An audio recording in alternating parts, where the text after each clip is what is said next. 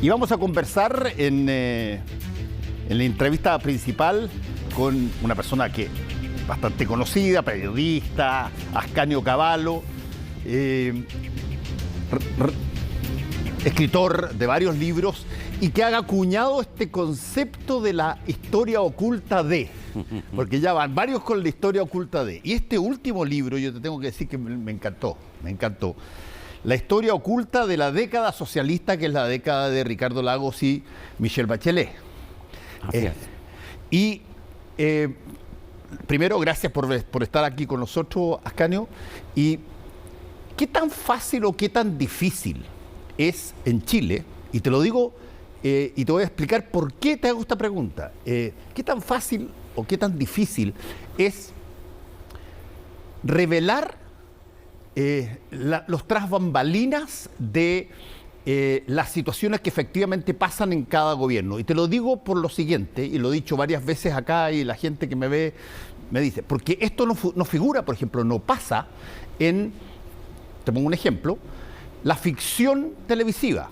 Tú aquí en Chile puedes ver series de policías corruptos de Estados Unidos, de alcaldes que le pasan plata a alguien en Estados Unidos, Argentina, etcétera, pero chilenos, nada.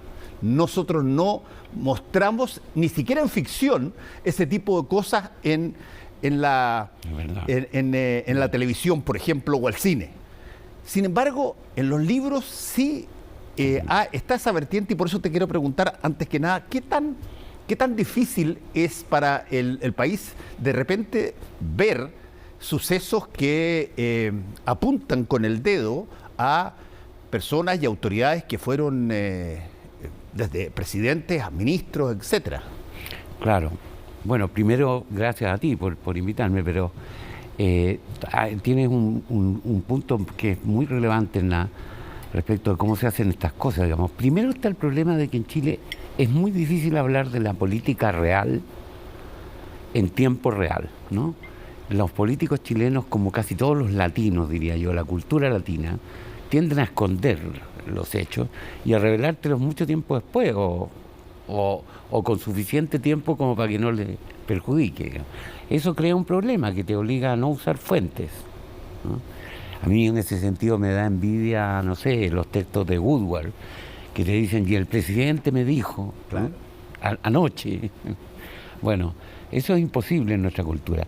Y lo segundo es que, claro, cuando te metes con estos casos, yo creo que, por lo menos en el caso de estos libros, ha sido sano tomar el criterio de que se trate de casos más o menos cerrados. O sea, con investigaciones judiciales, con procesos, en fin, en los que te tocan aquí, el caso Coima, el caso Gate, deben tener 20.000 fojas entre los dos, ¿no? Son largos de leer, pero... No, pero está muy entretenido. Claro. Además, yo no voy a hacer spoilers de tu libro, no, porque la verdad es que se lee muy fácilmente y casi como si fuese una novela, pero encuentro muy importante, y creo que fue, y te lo quiero preguntar, esa es una decisión no solamente cronológica, pero parte con la detención de Pinochet en Londres. Claro. Y eso desencadena toda una catarata de cosas que pasan después en estos 10 años de Ricardo Lagos y Michelle Bachelet. ¿Por qué escogiste ese momento para partir? No, la verdad es que nosotros habíamos pensado en partir con Rocío Montes, habíamos pensado en partir con Lagos, con la elección de Lagos, que en sí misma fue un caso, porque acuérdate que estuvo a punto de ganar Lavín. Sí, no, pero la primera vez que se iba a segunda vuelta. Claro, pero ahí nos dimos cuenta de que el clima de ese momento era imposible de explicar sin tres elementos previos, que eran Pinochet, la crisis asiática y el debate entre los flagelantes y los... Si no tomabas eso, había que explicarlo después. Entonces te iban a quedar todos los capítulos estirados, ¿no? Y yo creo que fue una decisión razonablemente bien, porque incluso te puedes saltar alguno de esos capítulos que te delata, digamos. No, y además que, y se lo digo a las personas que nos están viendo, Yo creí que sabía casi todo Del caso Pinochet. de la situación de Pinochet. Es que hubo un muy buen libro. Inglaterra, y no, hay montones de cosas nuevas. Claro, hubo un muy buen libro, dos libros que son muy buenos. Uno que hizo Mónica Pérez con Felipe Gersen, muy detallado, muy pormenorizado, desde el punto de vista del gobierno chileno principalmente. Y otro que hizo Ernesto Alcáizer, un periodista argentino radicado en España, que investigó la parte europea. Nosotros tratamos de saber más de lo que habían sabido ellos, porque ha pasado el tiempo, no sé, ellos no tuvieron acceso, yo supongo, al plan de fuga, ¿no? Que era un plan ridículo, pero sí. No, pero... y sobre todo hay una cosa, Ascanio, no sé si es que a ti las personas que tú nombras y que eventualmente fueron autoridades, te llaman después y te dicen, oye, ¿sabéis que esta cuestión como que me deja mal parado? Porque hay toda una serie de conversaciones entre medios sobre miembros del gobierno chileno que tienen que negociar con una serie de sectores que esas cosas no han aparecido y por lo tanto que aparezcan ahora claro. No deja de colocarlas en una situación media inusual, ¿no? No, nosotros siempre estuvimos conscientes de que nadie va a quedar completamente contento, ¿no? Pero tampoco nadie puede quedar completamente descontento, yo creo. No es nuestra aspiración tener más amigos, por eso te quiero decir, lo hicimos sin pensar en eso. Pero no creo que hayamos cometido una injusticia grande, digamos, ¿no? Ni que hayamos prejuzgado a alguien. Tratamos de ser muy, muy cuidadosos con nuestros propios juicios. Yo tenía opiniones como las de todos, ¿no? Fuertes sobre algunas cosas que después tuve que matizar y otras, en cambio, revertir. Entonces, claro, efectivamente, no creo que a los protagonistas les satisfaga completamente, salvo algunos que han sido muy entusiastas y muy generosos, a pesar de que también en su caso no es completamente satisfactorio lo que sale, ¿no? Antes de preguntarte por otras cosas también coyunturales, porque tú eres un analista de la coyuntura históricamente, te quiero preguntar un derivado de la primera pregunta. Y quizás para muchas de las personas que nosotros hacemos clases, digamos, y que nos están mirando, ¿qué tan difícil hoy es generar la posibilidad de reproducir situaciones de un pasado reciente donde todavía la gran mayoría de los actores están vivos y están vigentes? Porque es bastante más fácil cuando tú lo haces 40, 50 años después, pero cuando tú lo haces todavía, tienes la suficiente fuente, encuentras que es más fácil, te ayuda todo lo que es la tecnología, en fin. Mucho. Es trabajoso, nos tomamos un montón de tiempo, es trabajoso, digamos. Alguna cosa por ahí pensamos que nos paralizaba, como el COVID, y ocurre que al revés, produjo una potenciación porque apareció Zoom, ¿no? Que te permitía saltarte fronteras, horarios. No, yo creo que no es imposible, no es tan difícil como parece, pero es trabajoso. Toma su tiempo, los periodistas en general siempre andamos con los tiempos malos, esto significa dedicarle muchas horas extraordinarias, pero se puede, yo creo que se puede. Y hay que tener un cierto cuidado, diría, bueno, no voy a dar recetas, no quiero hacer eso, pero hay que tener un cierto cuidado consigo mismo, ¿no? El sujeto más peligroso escribiendo el texto no es la fuente, es uno. Ahora, Ascanio, hay una cosa que es extraordinaria en estos libros que uno donde rehace historia de un pasado relativamente cercano, porque es inevitable, Ascanio, y mucha gente cuando te lea le va a pasar. Tú ves los gabinetes que tú citas. Sí. Con Cuea tienen 4 mujeres. Sí. Y eso ya es para aplaudir de pie, cosa que eventualmente no se va a ver nunca más. Así es. Los temas que hoy día estamos conversando prácticamente no existen. No. El tema de la lógica del reconocimiento a los pueblos originarios y todo ese tipo de cosas no forman parte de los temas. Estamos hablando recién de hace 15 años, 20 años. Existía la iglesia. Existía la iglesia, que aparece, pero muy reflejada, porque interviene, es mediadora en un montón de cosas. O sea, es extraordinario ver cómo de pronto se te cambió radicalmente la escenografía, ¿no? Tienes toda la razón, es probablemente lo más impactante, y también que es una cosa que te plantea otra dificultad, porque no puedes ver las cosas a la luz de hoy. Tienes que hacer el esfuerzo de ponerte en ese momento, digamos. La audacia, entre comillas, del Lago, de nombrar un tercio de su gabinete de mujeres, hoy día no tiene ninguna gracia. Claro. Pero en su momento lo fue, digamos, ¿no?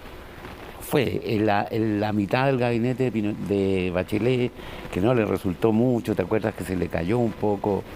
Pero lo fue, ¿no? Y entonces hay cosas así que hay que verlas con los ojos del momento, si no es imposible. Claro, por ejemplo, el concepto de cambio climático no figura. El concepto de escasez de agua o de las revisiones de cosas no están. Oye, más reciente. Te mencioné la iglesia, pero piensa fue la década del prestigio de los empresarios, ¿verdad? Que hoy día no podríamos decir. Y de hecho aparecen todos los presidentes de distintas agrupaciones ahí.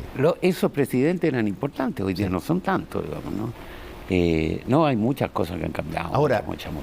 No solamente no son tanto las figuras que eventualmente podríamos llamar de élite, pero en este libro y en los otros libros que tú has escrito, es un tiempo donde la política tiene un estatus muy importante que ahora ya me salto a las comparaciones en tiempo vigente. ¿Cómo estás viendo tú que has reporteado un Chile que es distinto? Claro. La compatibilidad con este Chile. Difícil, porque yo creo que tenemos una clase política que todavía vive un poquito en el pasado y una nueva que no ha aprendido mucho tampoco, que es muy amateur en su conducta, que tiene muchos prejuicios, algunos correctos, otros menos, digamos, pero sobre todo prejuicios que le hace actuar con cierta precipitación.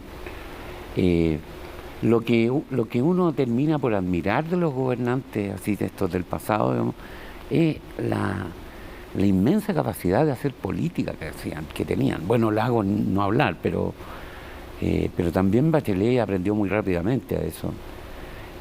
Había mucha fidelidad a los partidos políticos, que hoy día también es una cosa muy escasa, ¿no? Yo creo que tenemos un cambio generacional obvio, pero también de estilo que quizá era necesario, ya veremos. ¿Y qué tanto ves tú, por ejemplo, esas diferencias, esos cambios en lo que acaba de pasar? Tú tuviste hasta un año atrás un plebiscito de entrada que te da casi el 80% de cambiar la Constitución y una votación histórica como nunca antes se había hecho en Chile en un plebiscito de salida que te dice, mira, sí, yo mandaté ese trabajo, pero el trabajo estuvo mal hecho, no me gustó. Ahí hay una situación que va a necesitar, varios libros se han escrito sobre eso. Yo creo que el hecho más importante, electoralmente hablando, es el hecho más importante en 34 años, ¿no? O sea, desde el plebiscito de Pinochet. Y yo sé que duele nombrarlo y duele hacer la comparación, pero tiene algo de parecido. En el sentido de un planteamiento muy unilateral, ¿verdad?, que se le hace al país y sale totalmente para atrás, totalmente rechazado.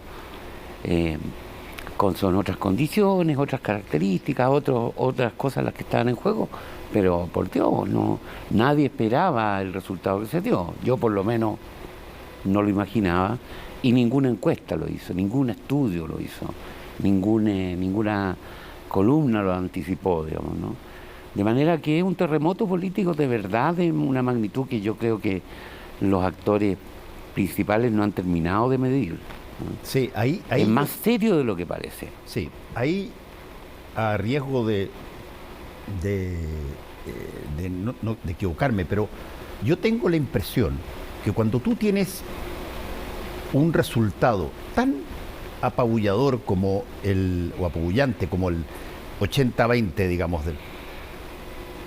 de pronto hay personas que, creo yo, en la convención, creyeron que esa distancia tan tremenda era una garantía básicamente de que podían darse, más allá de las lógicas racionales de construir una nueva constitución, se podían además dar 2 o 3 pasos más, darse gustitos, darse todo tipo de cosas, porque por último podían perder 15% y todavía ganaban. Claro. Y lo que respondió, a mi modo de ver, el votante, es que ellos no son, y lo he dicho varias veces ya, un activo garantizado. No. Ellos ven, estudian y tienen que coincidir en los intereses que tienen y lo que se les ofrece, ¿o no? Claro, y yo creo que es muy injusto y muy poco inteligente, en fin, podría decir más cosas, pero dejémosla ahí, culpar a la gente de la forma en que votó. Digamos, menos cuando votan 13 millones de personas. Claro, es muy tremendo, pero yo creo que hay gente que está tan dolida que no ha sabido sino expresar eso, ¿no? Decir, los chilenos son tontos, esto fue una campaña, como si no hubiera habido 2 campañas. Esto fue, digamos, la alienación del pueblo chileno. O culpar de todo a las fake news, que por cierto que hay. Hoy día van a ver en todo y vamos a vivir con fake news en todos los países que hagan elecciones durante mucho tiempo. Y con todas las campañas. Claro, pero tú no trasladas 6 millones de votos así. Esto me recuerda a la reacción de la señora Lucía cuando perdió el plebiscito Pinochet en el 88. No son unos mal agradecidos los chilenos. Claro. No, pero eso no se puede decir, no es lógico, no es sensato.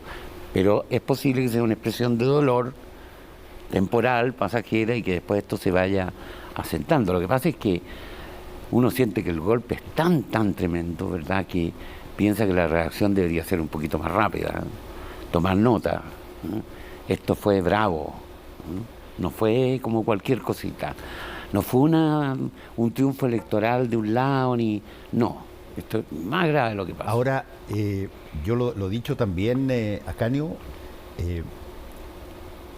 yo creo que, por ejemplo, la democracia representativa es algo que uno debe valorar no solamente cuando gana, sobre todo debe valorarla cuando uno pierde. Lógico. Porque tú te das cuenta que hubo un error o que algo pasó y eso es un gran indicador. Ahora, no sé... ¿vas a hacer algún libro sobre... ¿Cómo no vas a hacer un libro en la historia oculta de la convención fallida?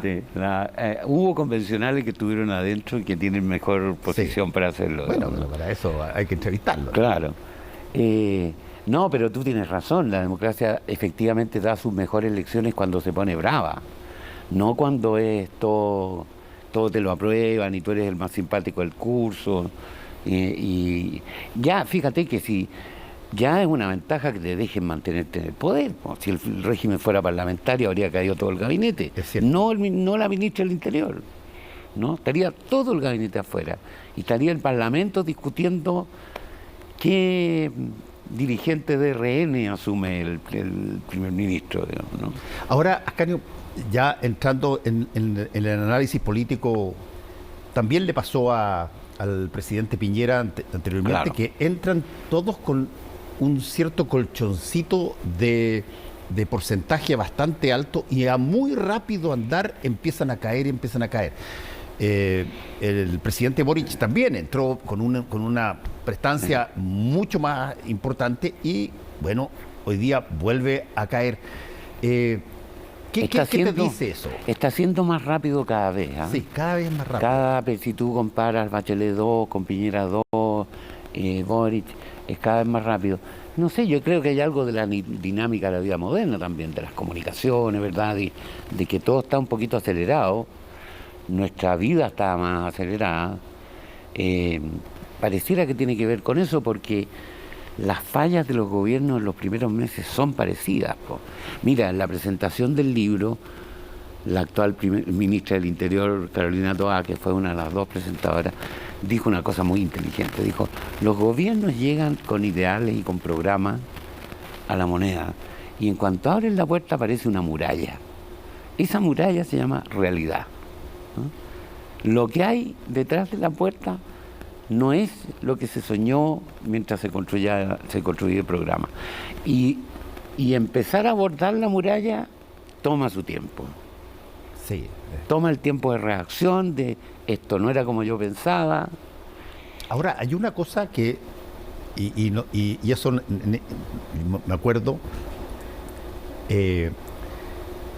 ambos escribimos en su momento sobre la decisión del presidente Piñera de impulsar el voto voluntario.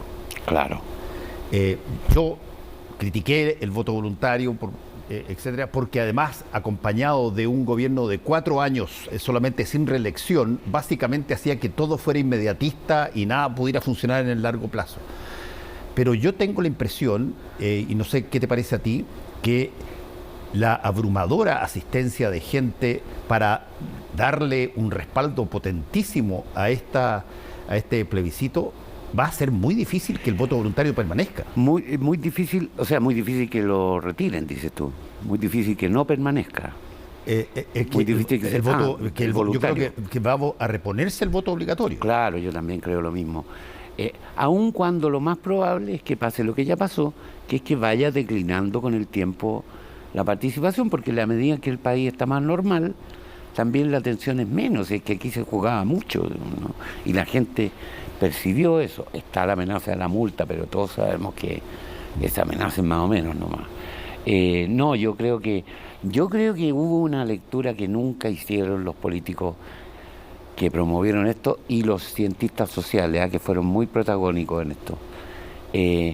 Una lectura que es la siguiente: si tú me dices que mi voto es voluntario, lo que me dices es que mi voto no importa. O sea, no valgo nada, no valgo ni siquiera para las elecciones. Es un mensaje Tienes razón en eso. Desalentador. Es perfectamente entendible, porque una de las gracias que tenía el voto obligatorio es que a ti te daba, por lo menos te daba la ilusión de que tu voto podía definir algo. Sí. El segundo de participación. Claro. Estoy eligiendo tal cosa. Claro. Por eso que es difícil no elegir al presidente también. Por eso yo veía como un régimen parlamentario imposible, porque en el régimen parlamentario tú delegas la decisión de quién va a gobernar, se la entrega a un partido. Y lo que nosotros estamos acostumbrados a entregárselo a una persona. Sí. De hecho, esa persona tiene un aura. Por mucho que su popularidad caiga y todo eso, el presidente de la República es una cosa muy respetada en Chile, digamos, ¿no? Muy respetada. Y eso significa, digamos, eso le da algún grado de estabilidad al país, es un recurso final, digamos. Los presidentes de Chile tal vez sea un lugar peligroso, habría que decirlo también, ¿eh? Porque los presidentes de Chile que han salido fuera de plazo, han salido muertos. Sí, yo fíjate que hoy día estaba en clases en la Universidad Diego Portales y les mostré a los alumnos una serie de jacas. El jaca es el canto tribal de pueblo originario neozelandés que el equipo de rugby de Nueva Zelanda lo canta frente a su rival antes de iniciar el partido. Y tú ves como todos ahí cantan en maorí, y ves al maorí, descendiente maorí, al descendiente de inglés, al rubio de ojitos, y todos en la misma cosa, que es un canto de guerra, es algo para llenarse de energía y decir te vamos a matar, y qué sé yo la cuestión. Bueno, y les pregunté yo, ¿qué posibilidad hay de que nosotros podamos alguna vez hacer algo que mezcle o que junte a todas las expresiones del pueblo chileno? Como esto. Claro, como esto, con una cosa de este tipo. Es difícil. Muy difícil. Y los tratados de Waitangi en Nueva Zelanda, pero costaron una cantidad de muertos enorme. Claro.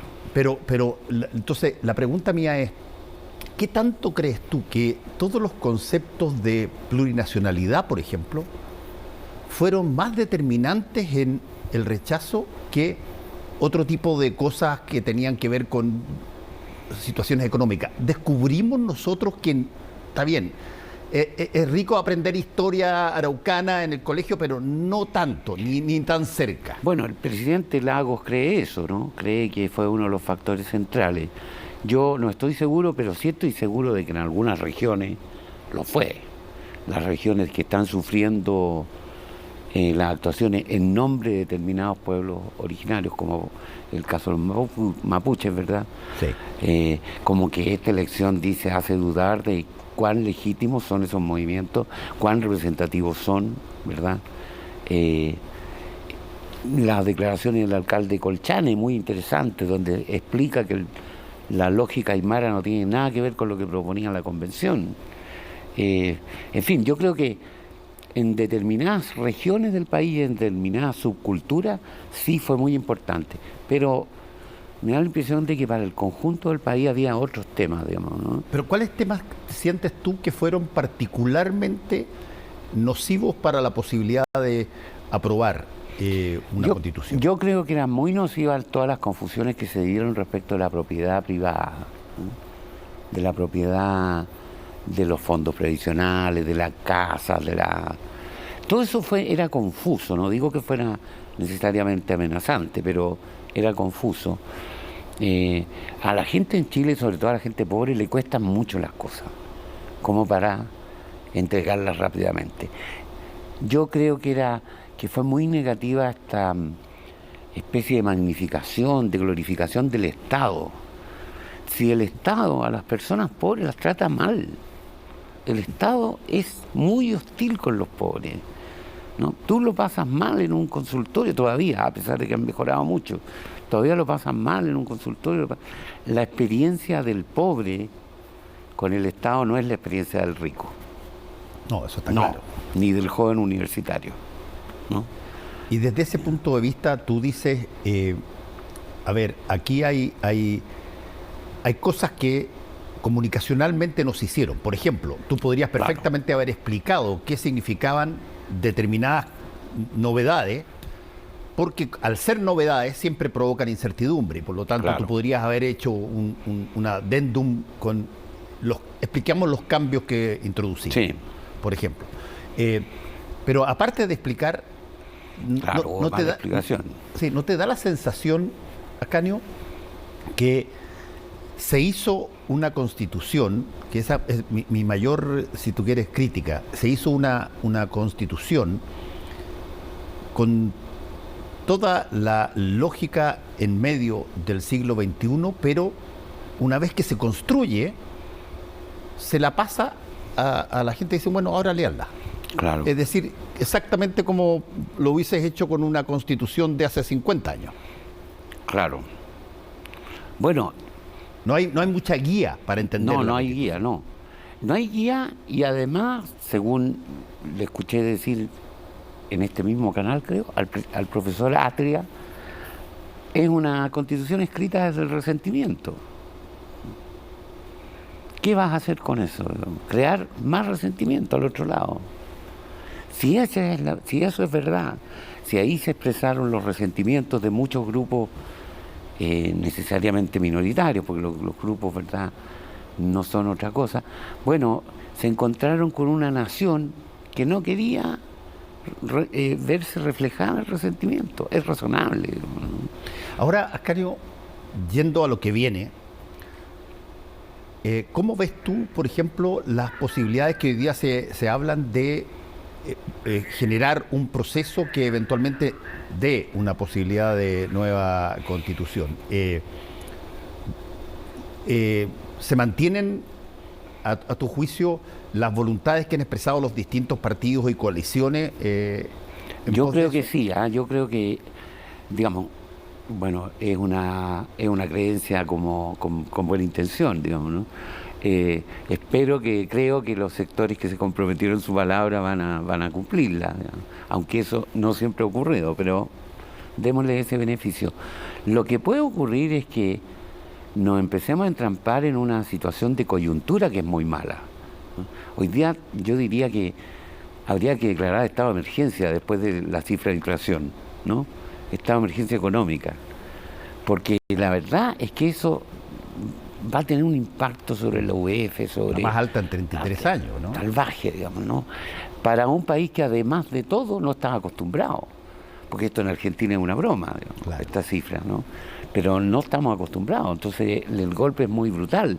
Nadie previó, nadie planificó sus créditos de cara a esto, nadie se compró bienes durables de cara a esto, nadie dejó de hacer muchas cosas que habría que haber dejado de hacer.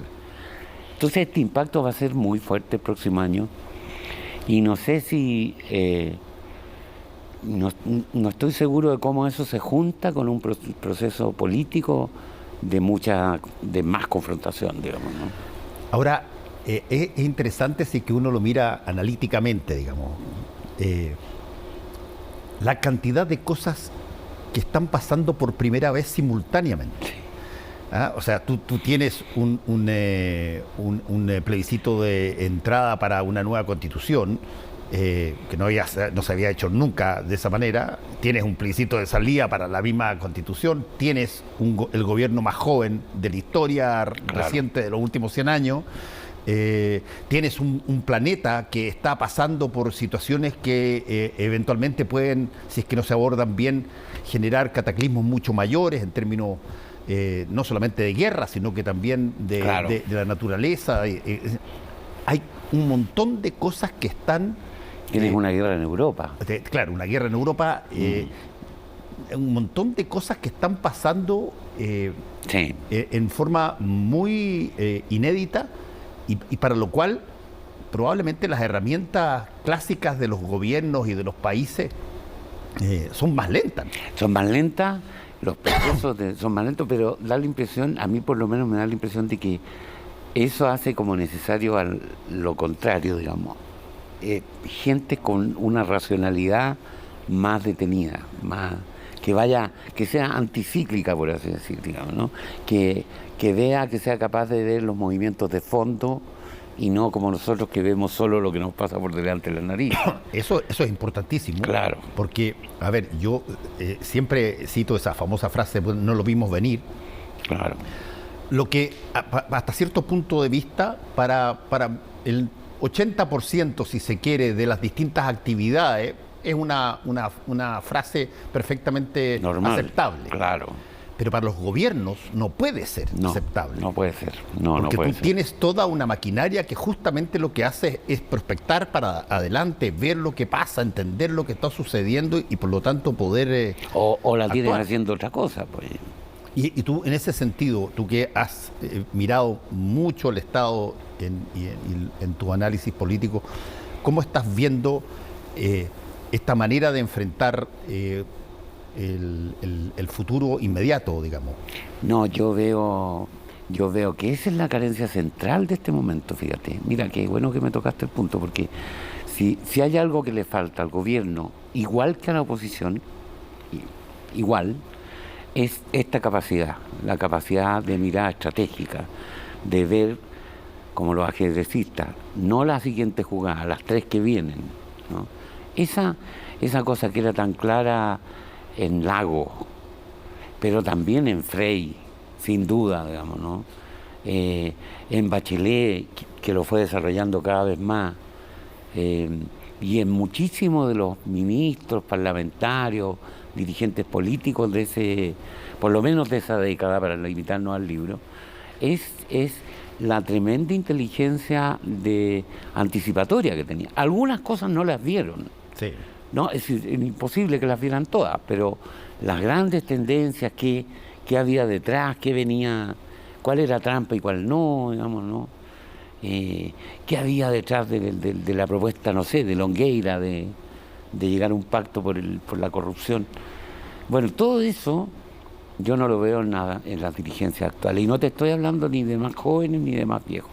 Simplemente no lo veo en los partidos, no lo veo en sus conductas, ¿no? No puede ser que tampoco nadie haya previsto este resultado, así como nadie vio venir el 2019, tampoco nadie vio venir el domingo 4. Sí, es que... Por lo menos en esa diferencia. Pero es que tendría que haberlo sabido alguien, ¿no? ¿No te parece a ti? Que es lo lógico en un gobierno, en fin, ¿no? Pero yo creo que ahí, y veo que lo mismo le pasa a la oposición. No veo el tipo de dirigentes opositores que hubo en los 90, ¿no? Incluso los duros. No les veo esa segunda vuelta, digamos, ¿no? ¿Tú no ves, por ejemplo, en la oposición en ese sentido, esta mirada de aceptación de, por ejemplo, un Estado social de derecho masivamente en gente que... No, yo creo que pueden ceder en algunos de esos aspectos. Lo que no veo es ¿cuál es la gobernabilidad que ofrece la oposición hoy día? No ofrece ninguna, digamos, ¿no? Tiene una oferta bien buena, que es pegarle al gobierno. Pero tú lo ves ganando una elección a los dirigentes opositores actuales. Está difícil, ¿eh? Sobre quién gana las próximas elecciones, yo creo que... No, claro. Hay que pronunciarse cuando estemos más cerca. Sí. Ascanio Cavallo, la historia oculta de la década socialista, gran libro. Y bueno, me imagino que gustado. vendrá la historia oculta de lo que pasó después cuando se desarmaron los partidos ya. Está bien. Muchas gracias por estar con nosotros. Muchas gracias Ascanio. a ti. Que te vaya muy bien. Fernando, que esté muy bien.